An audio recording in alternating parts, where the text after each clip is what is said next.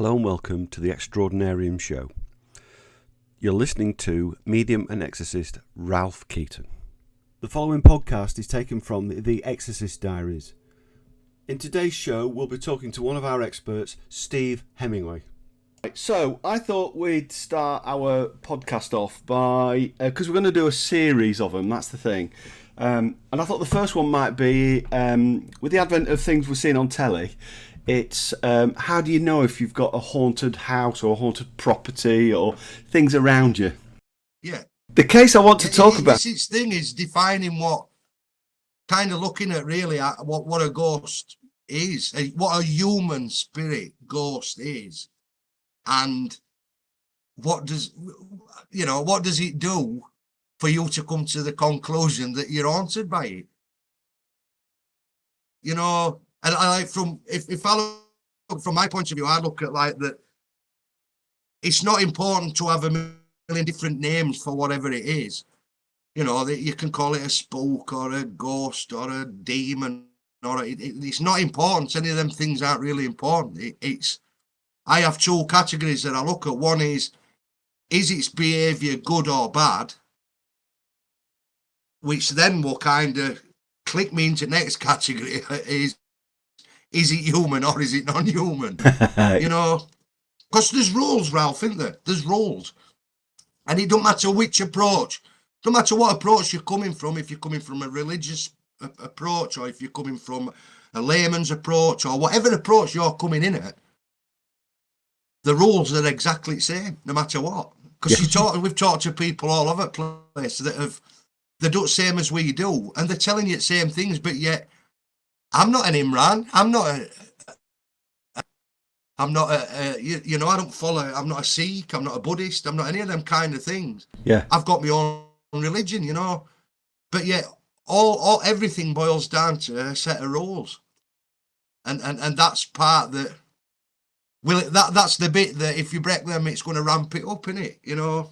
Well, if you think about it in a nice, easy manner, as human beings, we have rules, we have guidelines, don't we? Where we don't overstep. Like I would never think of just barging into somebody, because the thing says if you're going to walk down the street and you pass each other, you'll pass a certain way, or so there's all those kind of rules where you do it. Now, when you've got spirit connecting into a house, same thing. They try not to be awkward with you. They try to work with you because they've got their own rules. Because much like you and I know that in life, if somebody's done something wrong, you can lock them away. In spiritual terms, you can move them on. You can turn it away. You can stop it, or certainly slow it down.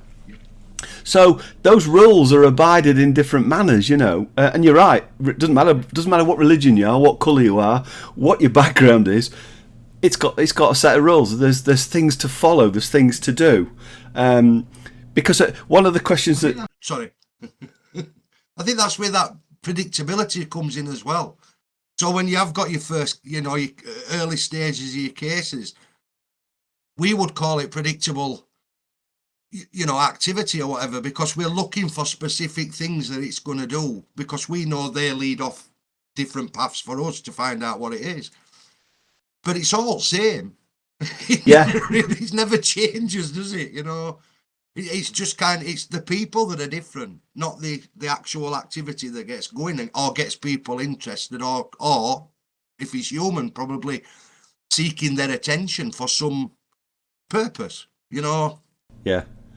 Yeah, you're right. It's funny. It's determining whether or not we're on the right side or the wrong side of spiritual encounters.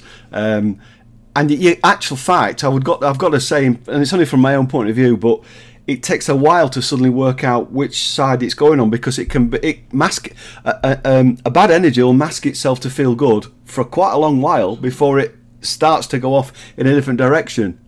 You know, it's kind of. So I mean, somewhat bad. I mean, this is why although it sounds a bit blasé saying predictable activity and early stages and all this and that. The thing is, if you don't go through them procedures and your own rules, if you don't go through them, the likelihood is when you do discover that's not human, it's far, far way down the line. You know, like you said, it's already embedded itself in there. Yes. And we know ourselves that things will happen.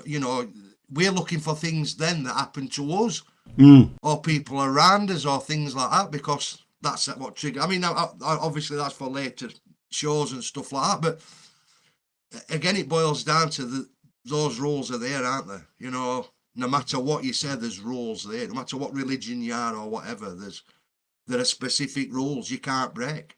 The thing I find fascinating, Steve, is the way people interpret things. It's your view and my view on what might determine a bad person or a bad energy is different to what somebody else will interpret. I mean, this case. I've talked about this case before, but I'm going to mention it again. It was the smelly ghost.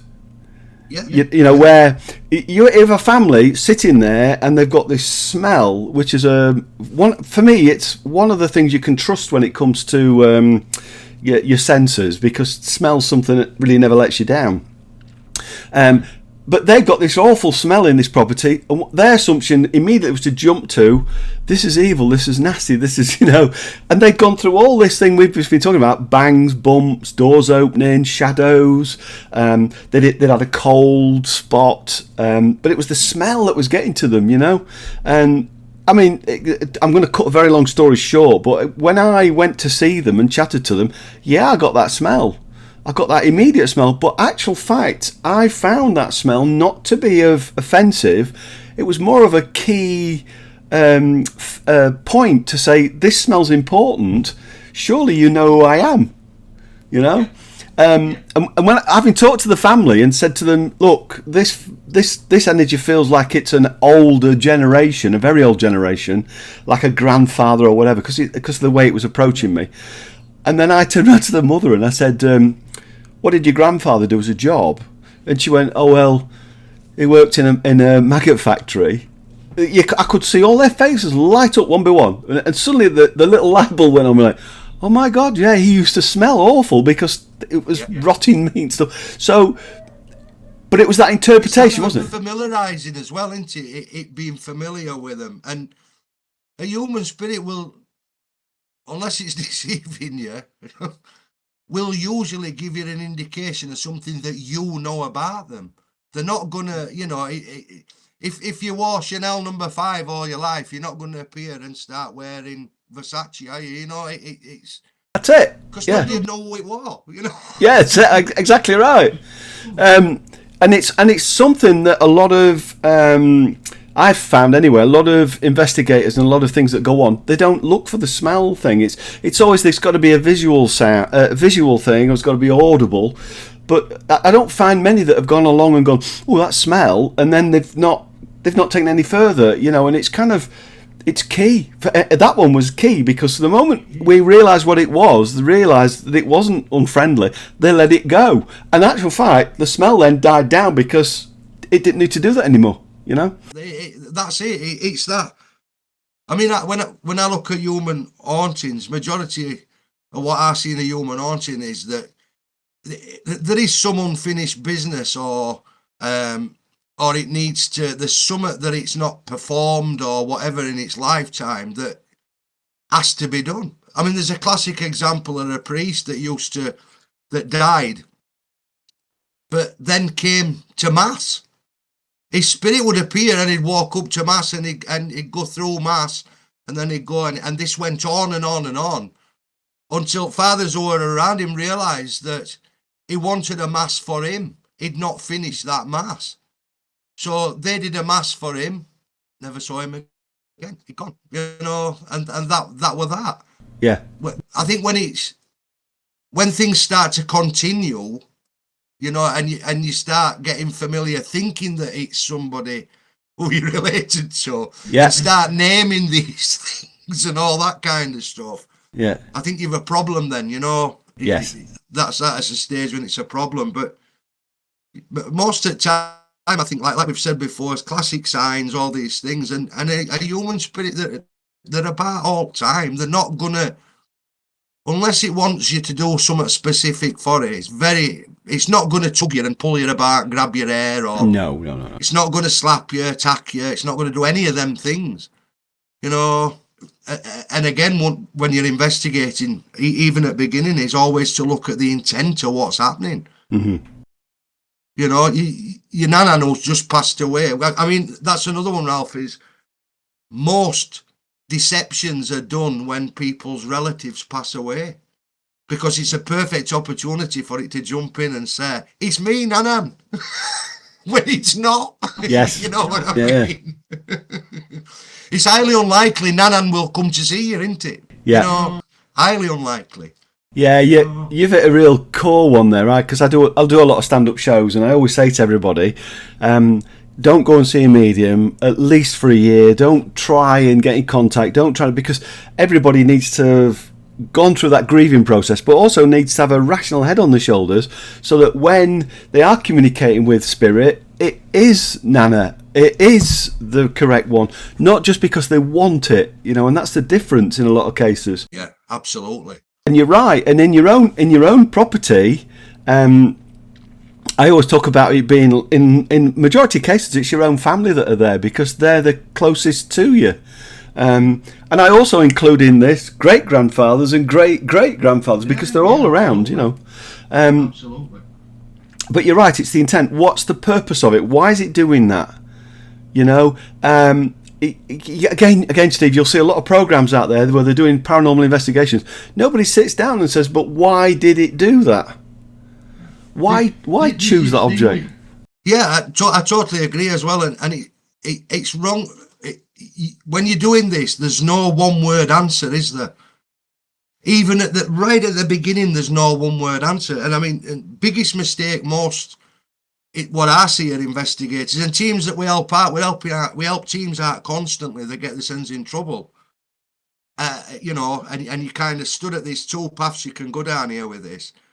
Like we know, most investigators and the thing that annoys me is you can say that you've studied something, and you can have watched all programs in world, and you can have read all books in world, but until you've experienced it, yeah, continuously, not just one-off things that happen, you know, yeah. It becomes part of your daily, it's your life. Yeah. It is your daily life, because once you're in that kind of field, there's no getting out of it. It doesn't stop. You can't say, I've had enough of that now, I'm not bothered, I'm going to move on to the next. Yeah. It doesn't stop. You know, I've tried it. We've both tried it.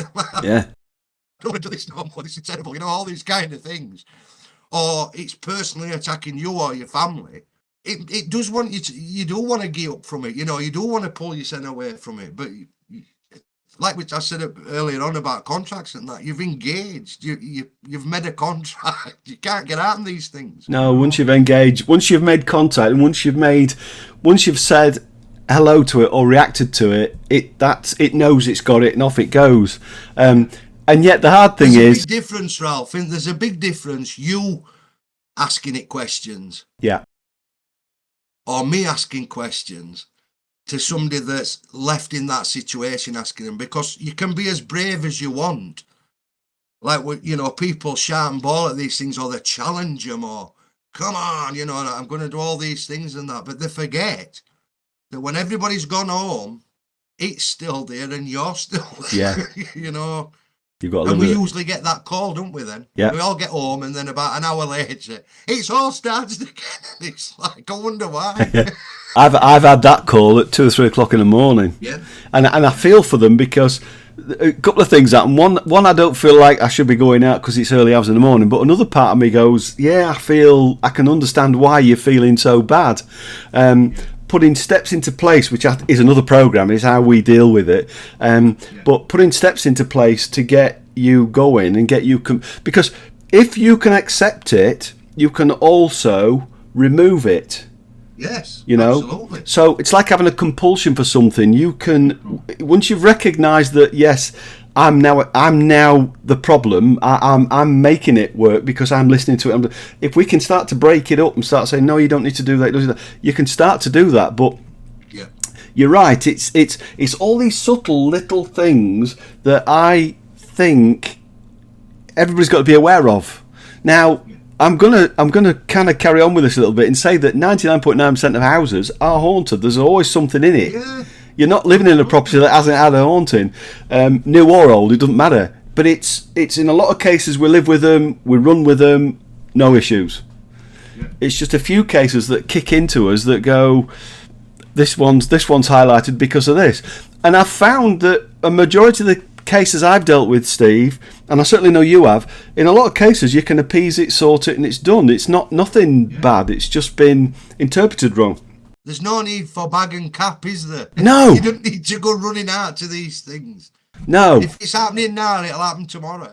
Yeah. It'll happen day after or week after. It's going to happen, isn't it? Yeah, it is. And there's particular times in the year when I find that it's a house can become a bit more haunted, and people have to be aware of that as well. And it's not necessarily Halloween, and it's not necessarily Christmas. Although we are doing a Christmas show about Christmas ghosts and Christmas things. That's another one that we're going to be in the process of doing. But there are particular times, and a lot of people forget that activity can happen around a particular day in the month or a particular time, and this is where you said it earlier on, but it's the little things that make that difference. If you can start looking at it and go, oh, actually, it always happens at midday, or it always happens May the 5th, or it's those things make a big difference. Then you've got to go, actually, well, why is it doing that? What's it for? And that's when we go, the court is because it's doing this. I had a classic case, right? A classic case of it were a young Asian family. They'd got 3 kids. By the time they got in touch with me, all family were living in front room. They'd even put a gas stove in there. They won't go in kitchen. They won't go anywhere in that house. Went in, had a look around. I'd listened to what they were telling me, what were happening and stuff. And it just, there was something not clicking. I'll go and have a look. So I went upstairs. In 10, 15 minutes, I knew exactly what it was. Went downstairs, and the guy, the husband, I says, look, you haven't got a problem. I'll come with me, I'll show you what it is. I had to physically, this sounds crazy, this. I had to physically drag him upstairs to show him what it was. And what it was, heating came on. And it also came on the fan system. The vent in the bedroom, which were directly under the kitchen, were loose. So every time this thing came on, it tapped, it rattled, scraped, it did all kinds of stuff. And when you were downstairs, because it were a fan system with tubing all over the place, it were even louder. Yeah. But as soon as he realised that that's what it was, I mean, I had to physically grab him and take him upstairs. Yeah. And drag him up there while he's kicking and screaming, no, I don't want to, you know what I mean? Yeah. Gets him in there, starts sitting him down, and this guy's going for the door every 2 minutes. He's that terrified. Yeah. He couldn't keep his eyes focused on anything. He were all over the place. And I went, get ready. 5, 4, 3, 2, 1. There you go. And it kicked in, and he looked at me, and I showed him everything, what it was. Then we went downstairs, and I said, listen, can you hear it? This, all this, and that. He bust out crying out of embarrassment. Aye. No, there was nothing for him to be embarrassed about. It was an horrendous thing. If you'd have walked in and heard that, you'd have thought, my God, pack up and let's go. Aye. You know, let's get out of here. But it was just that not looking at what it was, not logically thinking, straight away going into it's something really bad because it's made a strange noise. You know? Yeah. A lot of, and noises, a lot of noises on cases and that, usually low noises. You very rarely get something that's high pitched that scared somebody. Yes. Yeah. It's always kind of a growl or scraping or all that kind of stuff, isn't it? You know? Yeah, it is, yeah. But that was just a classic one. That guy was like, I can't believe it. I just can't believe it. And he spoke to his wife and kids and everything. They were like, well, let's just get on with his normal lives, take everything out of front of it. And they just carried on as normal and never heard of it from him again, you know. Oh, yeah. But convinced that much that I had to physically drag the guy up. And this guy's grabbing on it like some as though I were going to take him off to be murdered. Yeah. Terrible thing, but it had to be done for him to see actually what it was. That if you'd have You know, if you'd have gone round the house and kind of checked things first, you wouldn't have been at a state a few weeks later where you're all in Rome. Yeah, and I think you're right on that level. It is literally that thing of, if you can remove all the normal things in life and you're left with the oddity, then that's what we're dealing with. But you're right. I mean, it is a bit. I mean, I can think of quite a few cases where people have come to me and said to me, "What's this?" And we've gone, "Oh, it's that." It's the, Yeah. and then you go, "Oh, of course, yeah." And I've done it myself. So I'm you know, because I've been stood thinking, "What the hell's that noise?" Only realising that where I'm standing, I'm making something else move further down because of a plank of wood. You know, it's kind of it's silly little things, but yeah. Again, it's an energy, isn't it? That's Everything's energies. You know. The thing I think the thing people remember is, if you've got a belief system, use it. So if you've got a Bible, or if you've got whatever it is that you use, you know, whether it be a Buddha or whatever, use it, because that will actually not only strengthen your resolve, but actually will tell whatever it is there that you don't need this, you know. Finding the right person, I know you've just said that, but finding the right person, Steve, is another issue, because 99% of the people I've ever dealt with have gone straight to the church if they're religious. If they're not religious, they've gone to a paranormal team, and then it's be careful. It's just really, really seriously be careful. You know, good paranormal team shouldn't go in with the idea of this is evil. They should be going in saying, "Oh yeah, we can resolve this." They should be able to resolve it. Yes, and a medium should. It's not a belief of, "I think I can resolve it," or "I've read this ritual what you do. So I think if I do that, that'll resolve it." Thinking and "it might" aren't helpful in these situations, are they? You know, if you don't know exactly what you're doing, Yes. don't go. Don't do it. I've always said to everybody I've ever dealt with, and I know you're the same as me, if you go into a property and I feel unsure about it, I always say to everybody, "Look, I need to take a step back. I need to relax. I need to sort this out. I need to think." Some of the stuff I've been talking about here that people have said to me, you know, this has happened, that's happened, I'll go in an open mind with the idea of I may not be able to communicate with it. I'm not necessarily saying I'm going to be definitely the one. Yeah. If I do, brilliant. If I don't, we need to think of another way of doing it, you know. But I'm open in that level. And I think when you're looking at some of the things we've been looking at here in this programme, by saying, you know, these little things are clues that you've got things going on a long-term basis, not just overnight. If it's happened once or twice, forget that. It's got to be. We've got to be talking about a system of length of time to go. There is something definitely going on. Yeah. Then we can work on it from that level. Big thing I can always advise everybody is don't aggravate it. Don't go up the line and say, "Well, throw some at me. We'll do this," because, you know, if I was to stand outside my house and scream loud enough and aggravate everybody around me, somebody at some point is going to come over and thump me. Yeah. You know what I mean? Yeah. And it's the same in that. If you're going to aggravate this thing, or you're going to say, "Do this, do that, I'm not scared of you," then, you know, it's on your head.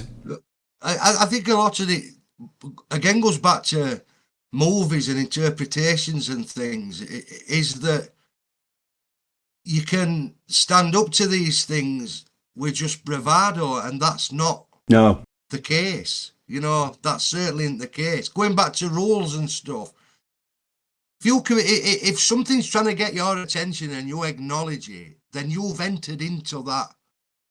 You've entered into it because you've acknowledged it. So there might be a reply, and you'll acknowledge it back, and this and another.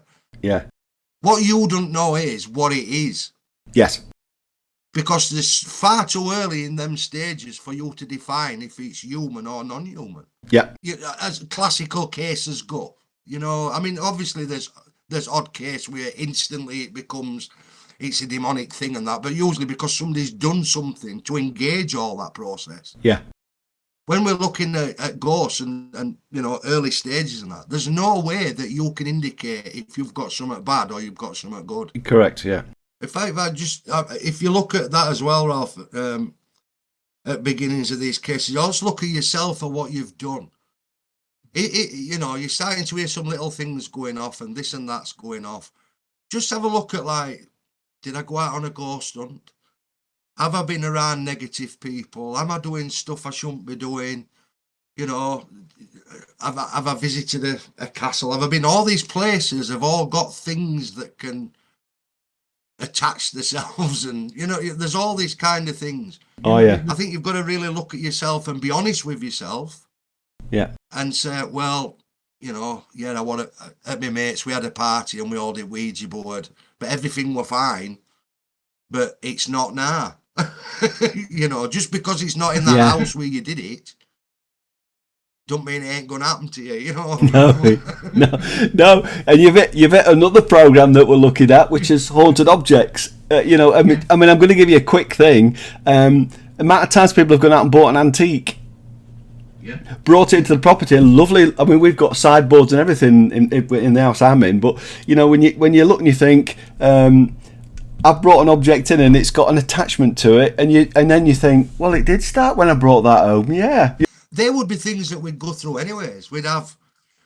I mean, my questionnaire I use now, I think it's 120 questions. Oh yeah, I've a.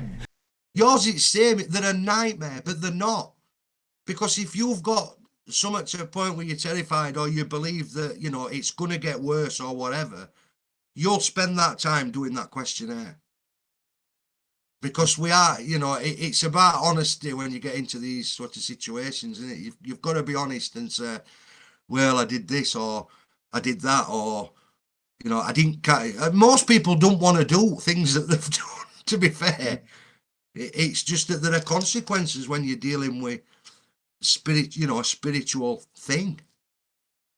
There are consequences to it, with good and with bad, you know. You're absolutely right, because I can't count the amount of times people have rung me and said to me, my property's doing this, and I've sent that questionnaire out, and they've looked at me and went, do I have to answer all this? And I'm like, well, if you can, because it saves me asking it later on. I can, and it's some of them are such a simple, stupid question, but yet it can make a lot of difference. You know, yeah, absolutely. And you're right. I can't remember how many I've got, but mine keeps getting added to as something else. I think, oh, I should have asked that. You know, it's.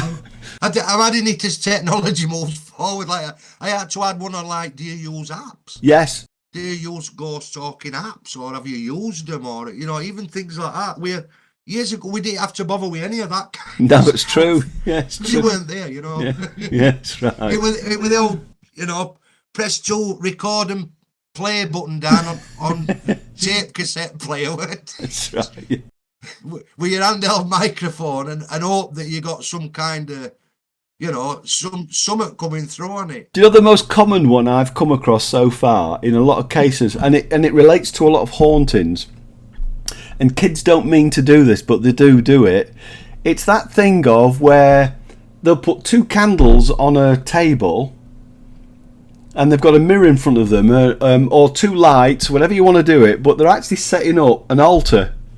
And they don't realise they're doing it. And then they'll put a prayer book down, or they'll talk to themselves through it, or sing into it, or they'll do this thing, and you look and you think, well, don't you realise what you've done there? You've set something up, you know. And it's a simple little thing. I mean, today it's not so much candles, but I know when I first started doing this sort of stuff, it was, I used to go into houses and see two candelabras sat near a picture of Christ or something else. And I used to go, why have you done that? And they go, well, it looked nice in the church. And I go, well, yeah, in the church it's great, and if you're very religious and you like it, fine, but it's an altar, you know. You're causing a spot. But some people have done it. Same thing with candles, though, Ralph. I mean, when you look at increase in people using candles at home, it's scented candles and all these things. Yeah. If you look at all this stuff, it's a ritualistic thing that you're doing. Yeah. You're lighting that flame with an intention. Yeah. You know, there's a lot of young people want to be rich and famous and all these things, and we've all wanted to be them things, haven't we? Yeah, yeah. You get in real world and realise it ain't going to happen. Yeah. That's it. Yeah. And get to work like everybody else has to, you know. That's it. Yeah. But there are rituals, and people have an area where they have all the candles and they have it all nice and they have them all set up and this over, and then you look at it from a distance and come in like we do into a property, and you go, altar. Exactly. To it. Altar. Do you know though? I've got to tell you about this one. There's a woman loved, and this is a common thing. There's a woman I know loved having candles around a bath. Yeah. She put them in the four corners of a bath, and she put them all up. And then she'd have a picture of her mother, and I think it was her father actually was in the side. And but she got to and she'd relax, and she'd be thinking of all these nice things. And I looked at her and I went, "That's an altar. You've just created an altar." She goes, "Yeah, but it look pretty." And I go, "Yeah, it is. But you're meditating there, you're wishing there, you're praying there." So she goes, "Yes, I do." And I went, "Well, you know," I said, "There are churches out there that baptize people in baths. You know, it's like you're doing the same." And she goes, "Oh God, yeah."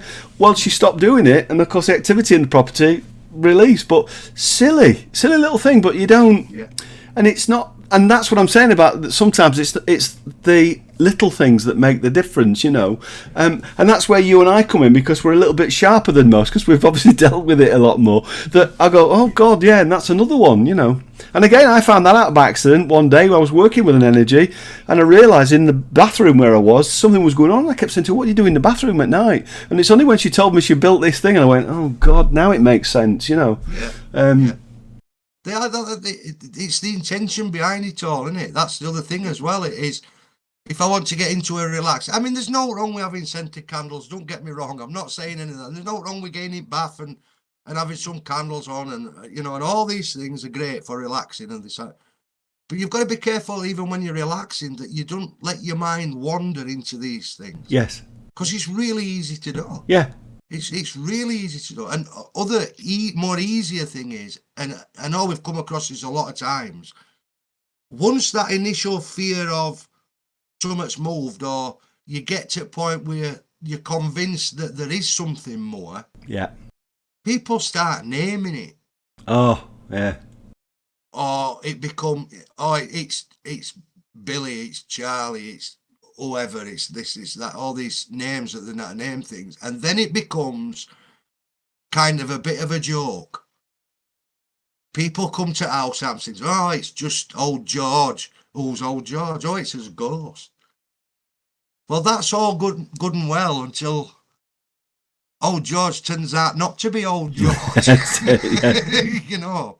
But you've kind of, you're allowing things to happen. You're giving. If it's not human, it has to have. There's a set criteria, which we'll talk about later in shows. We know the set criteria, but in that criteria, there's a part that if you start to converse or become familiar with it, or any of these kind of things, yes, that's it. It's got access. It is allowed to do what it's going to do. Yeah. And again, you can go back to, it don't matter what faith you are or what you believe. If you believe or you don't believe, it will still do the same things. Yeah. These things will happen over a long period of time or a short one. They're going to happen. It's funny you should talk about naming things, because I know a lot of families out there name objects. They name the car, they name this, you know. If they've got to go to name it. And I always do the same thing I do with everybody. And I say to them, "Has anybody ever called you by the wrong name? But consistently?" And you usually they'll sit and go, "Yeah." And I say, "You know how aggravating it is?" And they go, "Yeah." Well, so now think about that. You know, it's true though, isn't it? It's like, it's okay to sort of say, "Yeah, it is George," you know, but it's like, well, hang on a minute, why become familiar with it? Why do you want to be familiar with it? You want rid of the thing, remove it. Well, a classic of familiars is witches use familiars. Familiars are used in magic, black magic, rituals, all this kind of stuff. But the reason is it's familiar with you. Yes. That's the thing, you know. You've allowed it to be familiar. Yeah, and you need to use it for a purpose. That's right. Yeah. I mean, we've had cases where these things, like, you know yourself, things can appear from nowhere. Aye. And it could be an item of great value. You know, and I've seen things where people have then started, these families then are asking for more and more things of value and more coins and more this and other. But they don't realise that all them kind of interactions are all what it wants. Yes. The human ghost, the purpose it comes for, it doesn't want anything off you. Yeah. It wants acknowledging for what its cause is. That's all it is. There's nothing. It might want you to go and pray for it. It might want you to do something. But what it certainly don't want you to do is move that picture off that wall and put it on that one because it don't like it. Yeah, correct. You know, it's... Do you know, Steve, I'll tell you about this case I dealt with in London, funnily enough, and I'd gone down to Disney Channel to do a radio programme with the Disney Channel, because we were talking about ghosts, and we were talking about friendly ghosts and things like this. And I had this guy ring up off air. It was a taxi driver, and he said he'd got a ghost in his house, and because he wanted it to be proved, he asked this ghost to do something. He asked this ghost to leave an object. Well, when he got home that night, there was a lovely little pile of sand at the foot of his stairs. A little bit, but a pile of sand. So he took a picture of it and he got rid of it. Now, he's only him on his own in his own home, right? Yeah. The next night he came back, the pile of sand was a little bit bigger, right? So he got rid of that. And then, I think it was about third or fourth day on, he gets home, no pile of sand. So he's like, oh, that's all right. Gets into bed, and his bed's full of sand, right? Yeah. And that case, I mean, I went to see him because that case turned out to be a bit of a nightmare, I'll be honest. But it was because he'd invited something in, and it was creating little particles of sand, and it was getting in his food, it was getting in his tea, it was getting all over the place, and there was nobody was planning a prank because he hadn't told anybody. I was the first person he'd talked to about it. His background, his religious background, was a reason for this sand. It turned out to be quite a few things, although he wasn't fully a massive believer, but we ended up having to get him to do a few prayers in his own language and everything else to start to remove it. But such a simple thing, and it's like, you don't realise that silly little thing of saying, well, prove it to me or do that to me, it set off a chain reaction.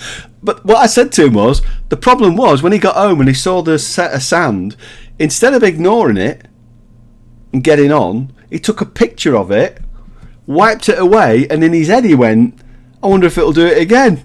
Yeah. You've entered a contract. You've just entered the contract, and it's like, it's a dangerous game. You wouldn't, you can't see it. If it decides to show itself, is it or isn't it? And its intelligence is just going to outreach anything. Even if it's a human spirit on it, you know, it comes, it does all this things. Remember, it's lived a life. Yes. And now is in an eternal place. So there's obviously something there, no matter what you believe. Oh, yeah. You know? Yeah. So it's seen both sides at playing field. You're only on one side. You can't see other. You'll never get to see other side until you're in that position to be there. You know. Now, if it's not human, then it's been around a very long time. It ain't no donut, is it? No, it's definitely not. You know what I mean? No matter whichever religion you'll go into, there is good and there is bad, and there is consequences for dealing with good and there's consequences for dealing with bad. That's how it goes. You know. But these things are so intelligent. Yeah. Even a human spirit, its intelligence is far greater because it can see the whole playing field. Yeah. You can. Yeah. You know, you can glimpse in there. What you do is you're kind of in between, aren't you? Because you can. You can, but you can't spend any time there. No. You can't physically be there like that can physically be there. You know. It's such a strange thing, but people it's just this shouting at things or being clever or laughing it off and all this kind of things aren't going to help you. No matter who's there or what they're doing, they're not going to help you. You know, even if it's a genuine human haunting that's there for a reason, as soon as that reason is acknowledged, bang, it's gone. That's it. You'll never see it again. If it continues, then it can't be human in a sense. It knows what it's going to do. It's got a plan. Yeah. It's got a plan. And the thing is, we have. If you're right on that level, we have a limited amount of time. Doesn't matter what we do, we have a limited amount of time. They've got all of it. Yeah. You know, because you and I can only go and visit somebody for X amount of hours. We can only be awake for X amount of hours. It's got none of that. It can sit and wait until you and I fall asleep, and off it goes. You know, and There's an old religious saying, isn't there, about if you know, if I'm wrong over my religion, then I've wasted a lifetime. If you're wrong, you've wasted eternity. Yes, exactly right. Yeah. You know. Yeah, but it's true though, isn't it? It's very, very true. Yeah. And again, we're going to come back to the reason for this program was it's the subtle little things that make the difference. And you know, it doesn't matter what goes on, but it's recognising the fact that there might be something there. But providing you kind of, for me anyway, recognising that yes, I've got a haunted property, yes, something's going on. It's kind of accepting it and going, okay, I don't want to do a massive amount with it. I'll just accept the fact it's there and off you go. But don't engage it. No. It will always it's kind of observe from a distance, really, isn't it? You know, we are kind of looking for it. You're not looking for it. Get it out of your head. Don't look for it. And if it's happening, then as we go on with these programs, there's things in there that'll explain what to do, nice and easy. You know, it doesn't have to go any further. Either way, if it's good or it's bad, it doesn't have to go any further if you don't engage or carry on with it. Whatever it is, good or bad, it's got an intent. Be that I need you to do a certain thing before I can move on to my next stage in whatever faith I am and all this sort of thing. Or I want you to do that. I want you to because that allows me access. You know, if you do our job, treat everything as a trap. Yeah, exactly. Yeah. Well, yeah, but you've got to treat it. My way of dealing with it, Steve, is to sit down and go, right. Why are you doing that? What's this for? You know, and can we just appease this? Can we bring it down to a level where we're all? I call myself a negotiator, and that's kind of what we're doing. It's can we make sure everything's a-okay? Can we leave it? Because no matter how much you can deal with it, there are others out there that can help you. You know, and it's kind of like that's the thing is. It's finding the right people. It's took me years to find guys like you. It's taken me years to understand what's going on with it. And I think we're at a level now, we're at a point now where we can kind of come out and say to people, these are the early signs, these are the middle signs, this is this, that, what's this, what's that. And I think now we can start to build on this and say to people, just listen to us. We are going to give them stories. We are going to tell them about cases. I am going to talk about a few haunted objects, a few situations that go on. There are going to be people coming on talking about what they've dealt with. Because you and I, Steve, have worked behind the scenes for many, many years. Not necessarily coming out and screaming at everybody and saying this is what we're doing. But I do think it's time to sit back and say, you guys need educating a little bit more. You need to understand things a bit more. And understand where we're coming from. And we're not trying to scare you, although it's going to become that way because no matter how you deal with this, there is always that far end. It's never that far away. We want to prevent that, don't we? We want to prevent that. That's the thing, is prevention. From coming along. And there's a lot of ways of that happening, all different kind of angles that we'll try and cover everything we can. Yeah. But if you've got questions or whatever, email us. Email us. Yeah, email. Yeah. You know? Messages, email us, do whatever you want to do, but get in touch and ask us. And there isn't a silly question. There isn't a daft question.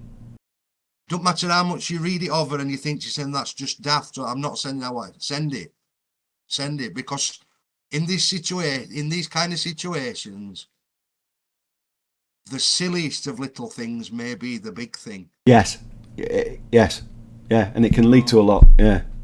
Unfortunately, we have run out of time, although in the following podcasts, we will delve into the subjects in more detail regarding the work that we encounter. Thank you for listening to The Exorcist Diaries with Steve Hemingway and myself, Ralph Keaton. We hope you've enjoyed the intriguing information being provided. If you're keen to hear more, then why not join us next time when we'll delve further into the subjects being discussed. In the meantime, check out our website at extraordinarium.co.uk or ralphkeaton.co.uk for all our other links to shows, videos and resources. Thank you.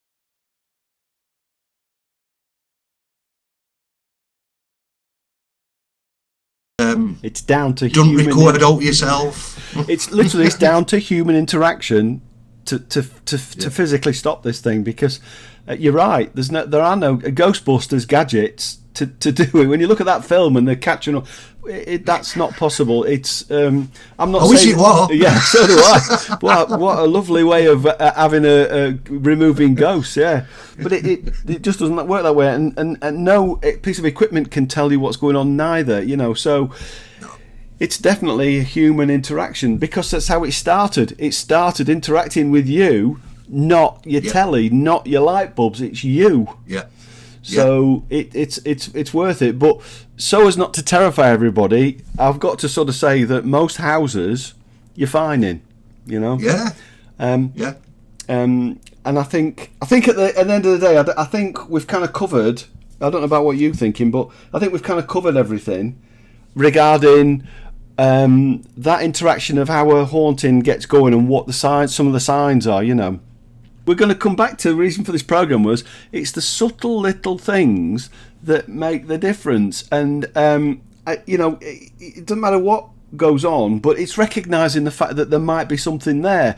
But providing you kind of, for me anyway, recognising that yes, I've got a haunted property, yes, something's going on, it's kind of accepting it and going, okay. I don't want to do a massive amount with it. I'll just accept the fact it's there and off you go. But don't engage it. No. It will always tickle. It's kind of observe from a distance, really, isn't it? Yeah. You know, we are kind of looking for it. You're not looking for it. Get it out of your head. Don't look for it. And if it's happening, then as we go on with these programs, there's things in there that'll explain what to do, nice and easy. You know, it doesn't have to go any further. Yeah. Either way, if it's good or it's bad, it doesn't have to go any further if you don't engage or carry on with it. Whatever it is, good or bad, it's got an intent. Yes.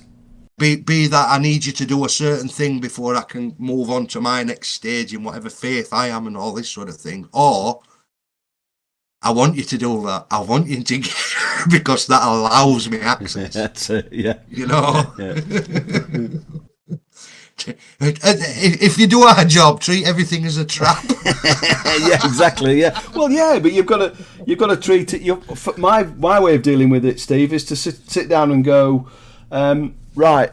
Why are you doing that? What's this for? You know, and can we just appease this? Can we bring it down to a level where we're all, I call myself a negotiator, and that's kind of what we're doing. Yeah. It's can we make sure everything's A-okay? Can we leave it? Because no matter how much you can deal with it, there are others out there that can help you, you know, and it's kind of like, that's the thing is, it's finding the right people. It's took me years to find guys like you. It's taken me years to understand what's going on with it. And I think we're at a level now, we're at a point now where we can kind of come out and say to people, these are the early signs, these are the middle signs, this is this, that, what's this, what's that, and I think now we can start to build on this and say to people, just listen to us. We are going to give them stories. We are going to tell them about cases. I am going to talk about a few haunted objects, a few situations that go on. There are going to be people coming on talking about what they've dealt with, because you and I, Steve, have worked behind the scenes for many, many years. Not necessarily coming out and screaming at everybody and saying this is what we're doing, but I do think it's time to sit back and say, you guys need educating a little bit more. You need to understand things a bit more, and understand where we're coming from. And we're not trying to scare you, although it's going to become that way, because no matter how you deal with this, there is always that far end. It's never that far away.